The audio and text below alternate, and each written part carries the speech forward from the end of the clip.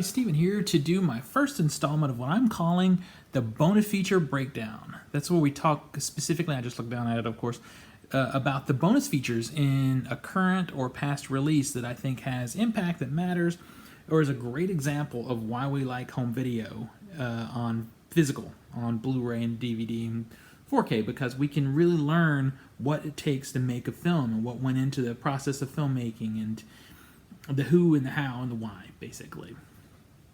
In this bonus feature breakdown, we're going to feature, let me pull it up here, Hobbs and Shaw. This 4K has the Blu-ray and the 4K in it, and what makes this one different than a lot of other 4K releases is the bonus features are on both discs. A lot of times lately, you'll get on the 4K just the movie, and the bonus features will be on the Blu-ray. The thing that's scary about that is down the line, when they reissue it 4K only, you may not get those bonus features. Here, the bonus features are actually on the disc. So let's take a look at the bonus features here and see if they're good, bad, or ugly. Okay, so I've got the slipcover off here. You can see it's just a repeat of the same artwork. So starting with bonus features, we look at packaging, and this packaging, to be honest with you, is a little bit on the bland side. I kind of don't like this floating head thing that happens so often with home video releases. It's not surprising that that would happen with 3 A-list actors here, but still, I just wish there was more love put into the packaging. So let's go, okay, here's the back. Let me just show you. So some of the bonus features are listed here. I'm surprised that they still do this little graphic here, you know, with the Ultra HD Blu-ray player, and then, you know, the high-speed whatever, the cable. Well, I think we all kind of know this now, right? Maybe we don't. So on the back, they don't list everything. They just say 80 minutes of bonus features, starting with an alternate opening and deleted scenes. So the alternate opening is a minimal difference. The one that's in the film is better, I'll just say that. And the deleted scenes are an interesting watch, but again, it's kind of good that they are gone. They would have just bloated the movie. This movie clips along at a really good pace. I enjoyed this movie a lot. All this extra stuff here was just unnecessary. So they say, and even more content not seen in theaters. Well, that's kind of funny marketing speak for things that you know, are bonus features that wouldn't be featured in the theater, of course. So there is a lot of time in this film, let me just open it up, spent on the stunts and the fight scenes, and I guess that makes sense. Of course, no internal artwork here. On the Blu-ray, we don't even get disc art, but we do get disc art here on the 4K. So, as you'd expect, the stunts and the fight scenes are the highlight of this film, and our director, obviously, he has a history of action and fight scenes and that kind of thing, having done the John Wick films. So you would expect there will be a lot of that. Progress of a fight scene is a... Okay, so let me just say this before I go into the featurettes. The list of featurettes in this package seems extensive because there are a lot of them. But let me just sort of burst your bubble now. They are all super short, under 10 minutes. Some are under 5 minutes. So don't get too excited when you see this extensive list of bonus features. Progress of a fight scene is hosted by the director David Leitch, I guess that's how we're going to say his name here. If I'm wrong, correct me in the comments. And progress of a fight scene sort of follows from the script through previs to choreography of a fight scene. And it's okay, it's hosted by the director, and there's a small bit of behind-the-scenes footage, but it's very marketing speak. So I was going to try and do this per featurette, but I'm just going to say it now. Everything in here, sadly, feels like just marketing sound bites. The biggest problem with these featurettes is nothing seems to go deep enough. It doesn't feel like it's... And not that this is a film that is a deep film to start with. It's just fun popcorn action. But still, you've got two, in particular, icons of action, and then someone who's come along a little more recently into this world. it should be deeper. This should be going into what makes this film special. And these actors, especially Vanessa here, I have to tell you her last name in a second when we get to her part. This is her first action film, and we do get told about that vaguely or briefly in the special features, but it just feels like it's not enough.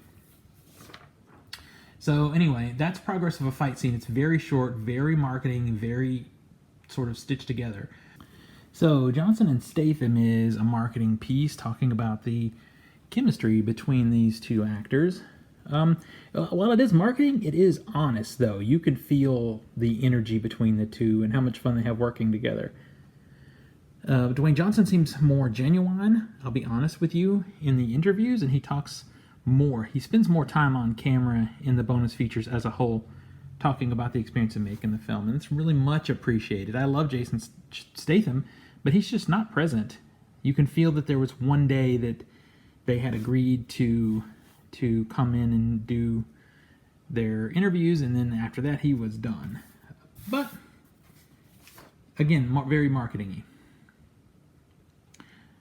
Practical action is more on fights, more on choreography, more sort of preparation and pre-planning and pre-fighting before the movie was actually shooting. So again, it's just sort of more of the same, and in fact it kind of rehashes some things from the other fighting featurette. The bad guy is what it sounds like. It's a very brief, very soundbitey discussion of Idris Elba and his character. What makes his character a bad guy and why Idris Elba is cool. So there's a series of these, so get ready. The sister focuses on Vanessa Kirby and her first time in an action film and her character. Hobbs Family Tree focuses on the characters that make up the Hobbs family, a little bit on the actors as well. Very, very shallow, very not offering anything of real substance. The matriarch, it focuses on Helen Mirren. She has a very brief role in the film. She's always awesome and stuff, and it's really cool to see her. But this featurette is very short, not offering much, except, oh yeah, Helen Mirren's great. It's kind of what all of these are, to be honest with you. New Friends, it focuses on the cameos in the film, and I won't get too spoilery just in case you haven't seen it, but there are some cool cameos. And then you learn that Dwayne Johnson called in some favors to get some of these cameos, and they are showstoppers when they happen. So it, again, nothing of substance. Elevator action focuses on the fight in the elevator, or not really the fight so much as just sort of how the action scene happened. Again, no depth. Stunt show and tell is mostly made up of some commentary from the director and scenes from the film, so you don't get a lot of really good behind the scenes stuff here. It's just the director talking about the stunts. Keeping it in the family is a brief. Now this says intimate, but it's not intimate at all. It's a conversation with Dwayne Johnson and Roman Reigns, who the two of them have some history together in wrestling, and they talk about that briefly. And then Dwayne Johnson, talks about how cool Roman is.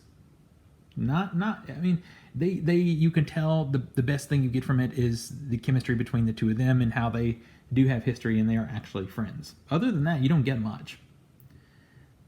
Blind Fury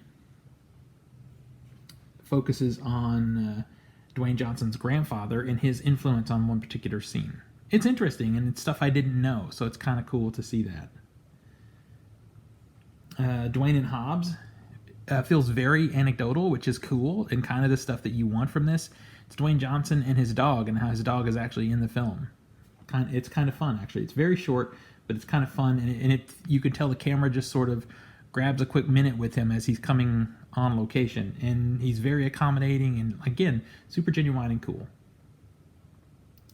Outside of that, you really just get a director commentary, which is pretty cool. Again, he focuses on the action because that's where he comes from, but it's there. It's worth a watch if you love this film. Then you get an alternate opening, which is not hugely different as far as the story goes. and then some deleted scenes, again, which I had mentioned earlier. It's kind of good that they're gone. So there is some decent information to be found. I mean, I feel very negative on this because it's so soundbite-ish and so marketing-ish, but all of these things together, you do get some nice moments, some small bits of cool behind-the-scenes stuff. You get to see the chemistry between the actors, which is cool. There's not enough behind-the-scenes footage, but there is a little, and that's good to see if you're a student of film, the way I am.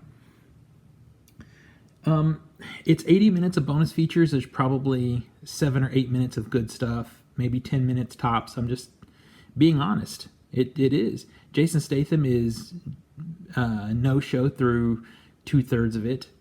Dwayne Johnson does what he's asked to do, but it's just so marketing-ish. It's not really a true, passionate, behind-the-scenes making-of kind of thing. The other actors also make brief appearances. Honestly, none of them show up as much as Jason Statham or as Dwayne Johnson. But it's a fun movie. That's your bonus feature breakdown. I hope you enjoyed this. I hope this helps you decide whether you need to buy this version of the film. If you want to know, I don't do technical reviews as far as